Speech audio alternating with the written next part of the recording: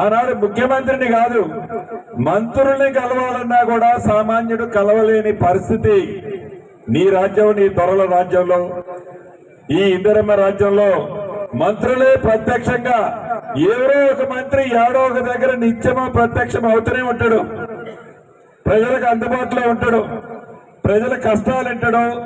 నువ్వు అప్పు చేసిపోయినా ఉన్న దాంట్లోనే గంజో కాసో పెట్టి అన్నా ఇదే ఉందా కొద్దిగా ఉపయోగపట్టు నీకు మళ్ళీ పువ్వు పెడుతున్నాను నచ్చ చెప్తుడు.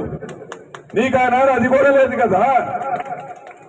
ఎట్లయినా ధనిక రాష్ట్రాన్ని నువ్వు 9,27,000 కోట్లు అప్పు చేసి డేరా లేపు. నువ్వు ఆ అప్పు కడుతున్నావు, సన్న బియ్యం ఇస్తున్నావు, 200 రూపాయలకి 200 యూనిట్లు ఉచిత కరెంట్ ఇస్తున్నాం, 500కి గ్యాస్ మొత్తం ఇస్తున్నాం, సన్న ఓట్లకి 500 రూపాయల బోనస్ ఇస్తున్నాం. ఏం తక్కువ చేస్తున్నావు? ఇందుగా నీకు కడుపు అండేది.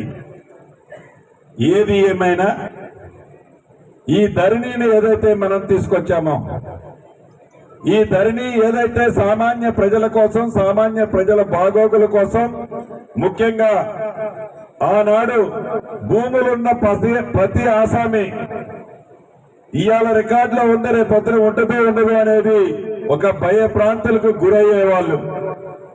ఈ ఇందిరమ్మ ప్రభుత్వంలో పూర్తి భద్రత ఒక్క నా నియోజకవర్గమో, ఒక్క నా నేలకొండపల్లె కాదు, రాష్ట్ర పారదర్శకంగా ఉండే విధంగా చివరికి నీ పింక్ కలర్ షర్ట్ వేసుకున్న వాళ్ళకి న్యాయం ఉంటే వాళ్ళ భూమి వాళ్ళకే ఇచ్చే విధంగా ఈ చట్టాన్ని తయారు చేశాం.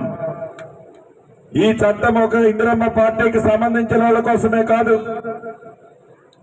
ఏదో మాకు ఓట్లు వేసిన వాళ్ళ కోసమే కాదు, మాకు ఓట్లు వేశారనేది ముఖ్యం కాదు. పేదలు చల్లగుండాలి, ప్రజలందరూ చల్లగుండాలి, అందరూ చల్లగుంటేనే మనం చల్లగుంటామా చల్లదనమైన పందిరి కిందని ఇందిరమ్మ ప్రభుత్వం ఆలోచిస్తుంది, ఆశిస్తుంది.